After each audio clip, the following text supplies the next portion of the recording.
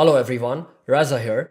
In this video, I will show you how to create multi-select filters with PowerApps galleries. This keeping delegation in mind. The filters will be created by leveraging a combo box control, a multi-select checkbox control experience, and a multi-select button control experience. And we will check this out with multiple data sources. So let's get started with the video.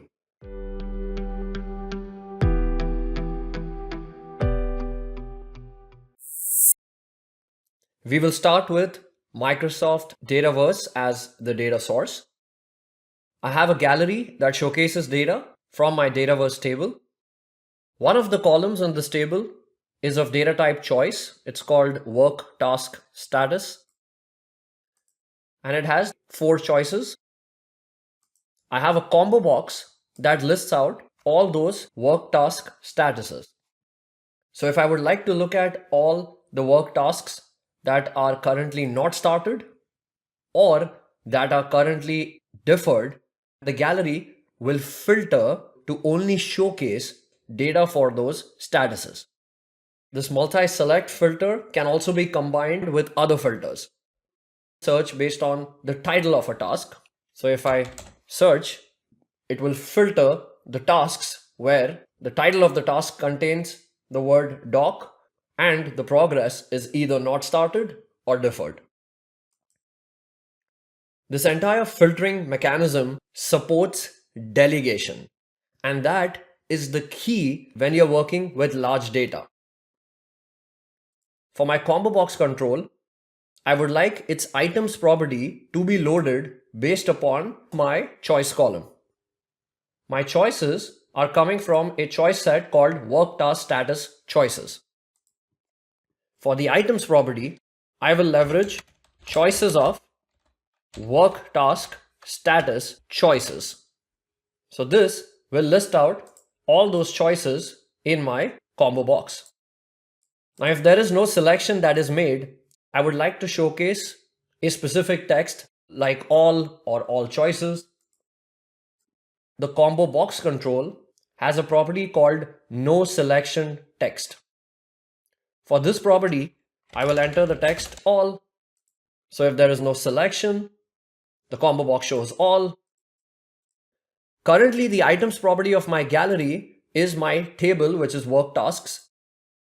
To filter this, I will use the filter function on my table where my column, which is work task status, is in my combo box control dot selected items.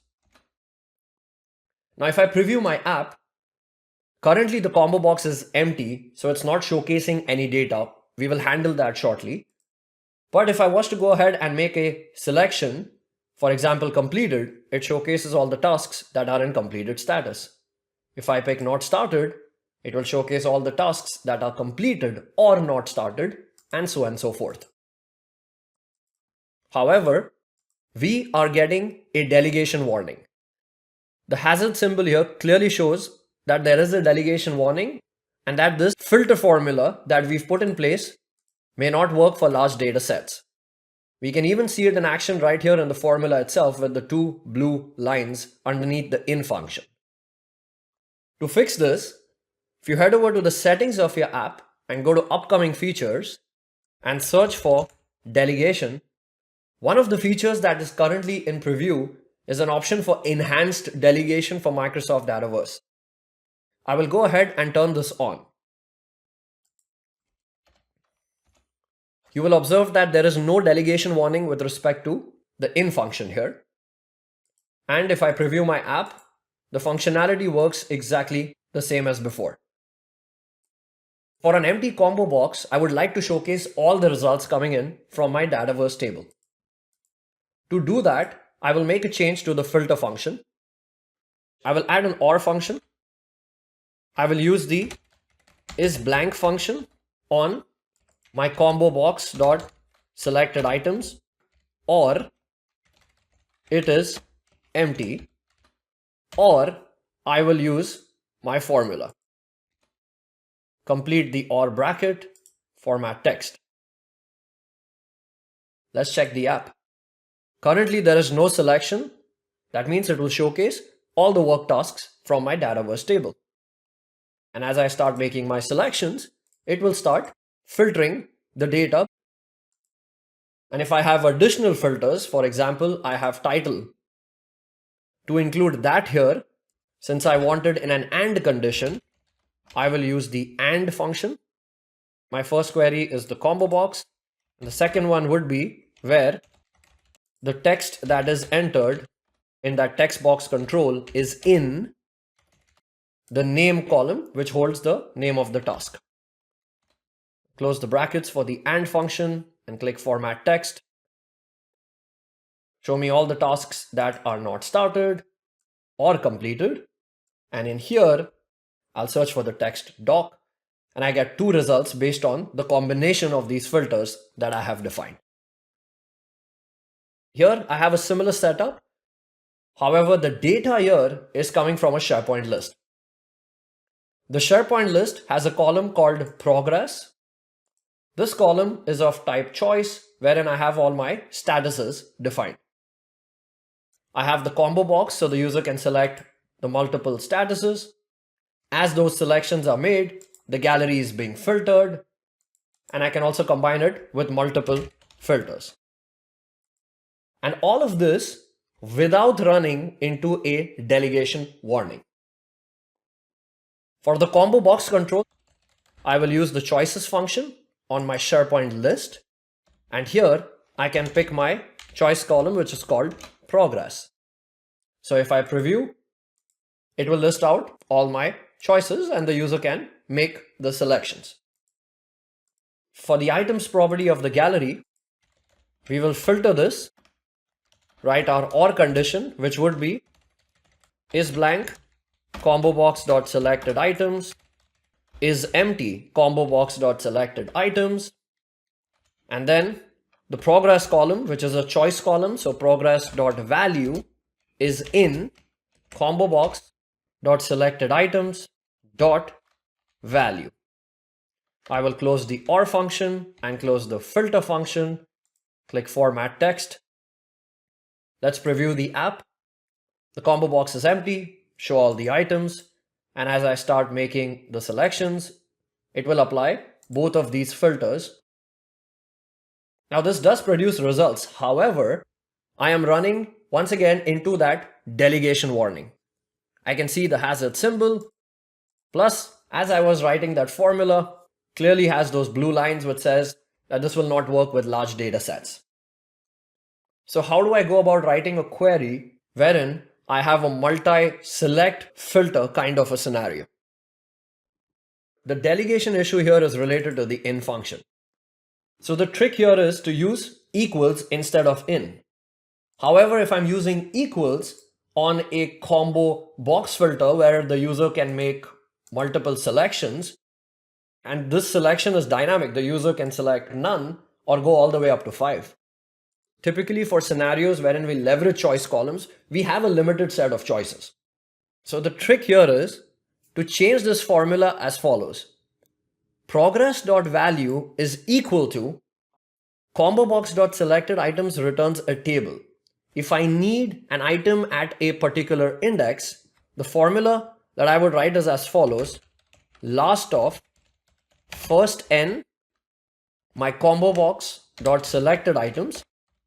I want the first item, so I'll type 1, close the first n function, close the last function, dot value. So this will check if the progress value is equal to the first value that is selected in the combo box. And since I have 5 choices, all I have to do is repeat this 5 times and change the number to the index position of my item that I want from the combo box control. So I'll go from 1 all the way to 5. Observe there's no delegation warning. Now if I preview my app, if I make a selection in progress, it shows me the tasks that are in progress. If I pick blocked, it will show me all the tasks that are blocked or in progress. Also, instead of using last first n, there is a new function that has been introduced. The function is called index. So index of my combo box control dot selected items, and I want the item at index 1 dot value. And as you can see, this is a lot cleaner code as against last first n. To combine this with other filters, for example, I have a text box control so user can enter the title of the task. I will use the AND function. I'll use the starts with function because that is delegable with SharePoint. My title column starts with the text box control dot text. I'll close the AND function and format the text. Show me everything that's in progress, blocked, or behind. And the title of the task starts with the word build. Now let's try and take that multi-select filter experience to the next level. Instead of providing the user a combo box control, I have replaced that experience with a multi-select checkbox control. Show me all the tasks where the status is blocked or behind or not started. To create that multi-select checkbox experience, I have my combo box control and I have my gallery control, which has the exact same formula as before. For now, I'll just move my combo box to the top right of the screen. I will insert a gallery control and I will pick the blank horizontal gallery experience. I will position the gallery in the space. The items property for the gallery, choices of my SharePoint list dot my choice column.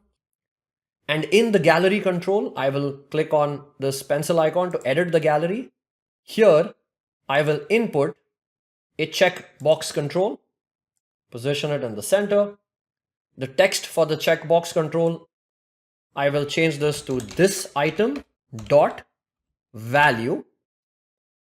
I will select the template item of this gallery and reduce its width.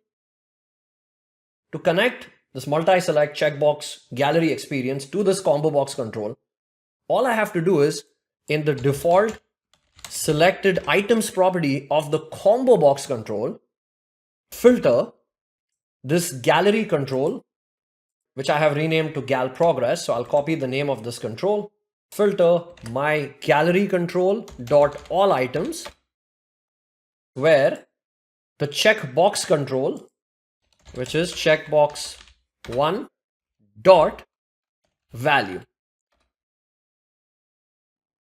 I'll select not started. Observe, as I make my selections here, those selections are being defaulted in that combo box control. And as I unselect, those selections go away. For the combo box control, I will set its visible property to false. So from a user experience standpoint, they are interacting with a multi-select checkbox control. If the user clicks on the reset button, I can write the following formula, which is reset of my checkbox control, which is checkbox 1. And if I try and click on reset, it will throw an error. And the reason is because the checkbox control is inside a gallery experience. So you cannot reset it from outside the gallery. For the checkbox control, there is a property called reset. By default, it is false. This we will change to a variable. And that variable we will set when the user clicks on this reset button. When reset is clicked, I will set a variable, let's call it var reset. I will first set it to false and then I will set it to true.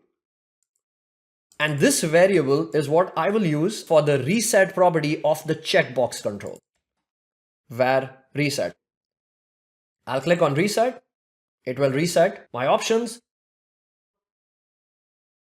Now let's take this one level higher.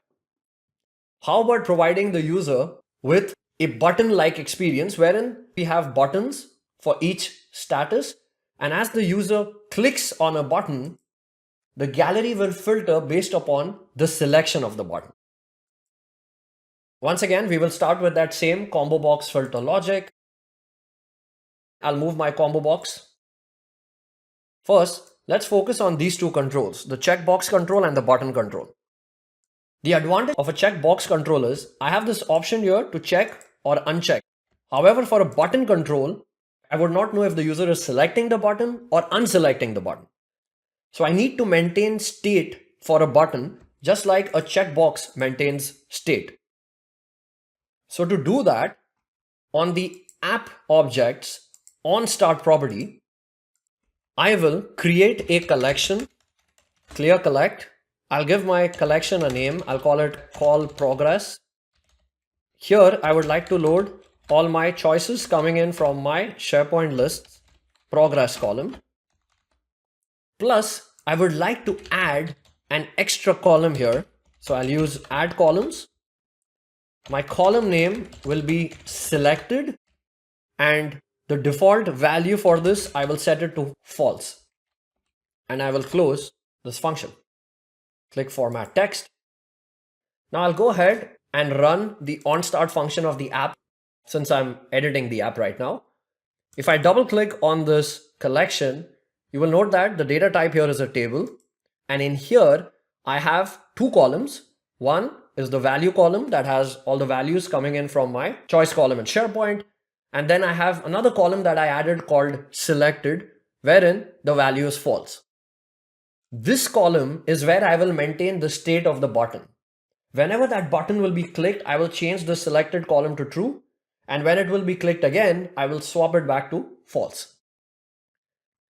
Back to my screen, I will insert a blank horizontal gallery, position it in the space, edit the gallery, insert a button, reduce the width. For the items property of the gallery, I will use my collection, which is call progress. And for the text property of the button, I will use this item dot value. So I have all my choices listed out as buttons. Now, when the user clicks on this button, that is on select of this button, I would like to update the state of that selected property for this specific button. And to do that, I will use the update if function, the collection, where the value column of that collection is equal to this item dot value. And here, I would like to update the selected column's value to either true or false. I will use not of selected. Basically, change the state of that selected Boolean column. If it is true, it will become false. If it is false, it will become true. Let's preview the app. I will click not started and completed. Now, if I look at that collection, we can see that not started and completed, the selected flag has changed to true. And if I select not started again and observe the collection, you will note that the selected flag has gone to false. That means it is changing state.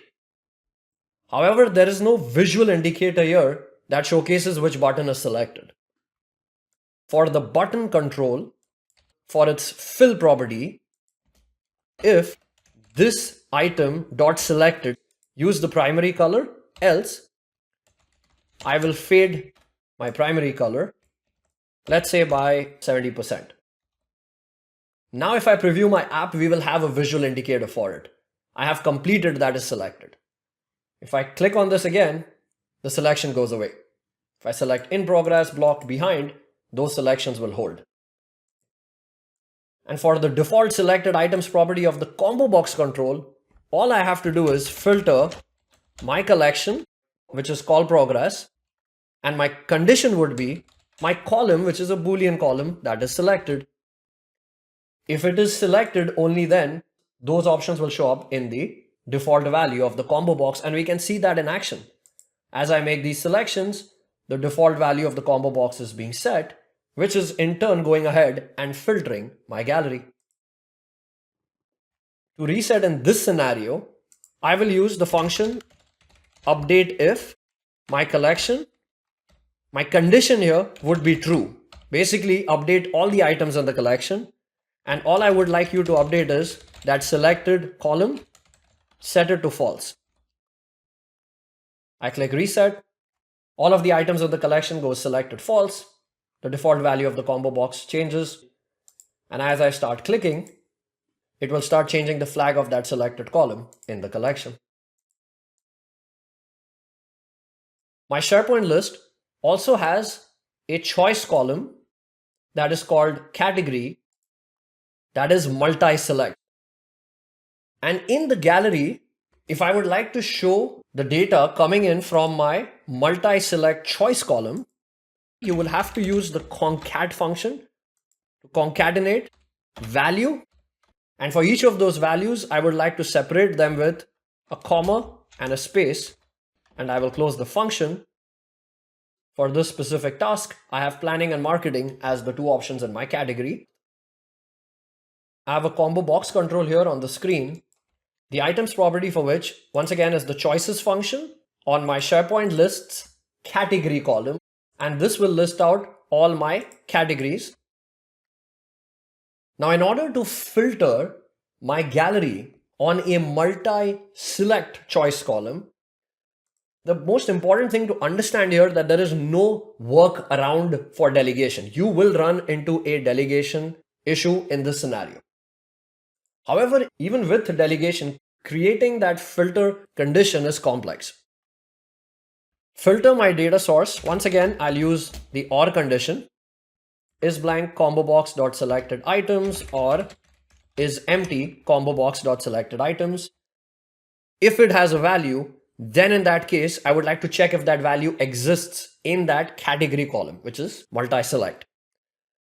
For all, my combo box control dot selected items. So for every item that's selected in that combo box, check to see if this record dot value is in my category column dot value.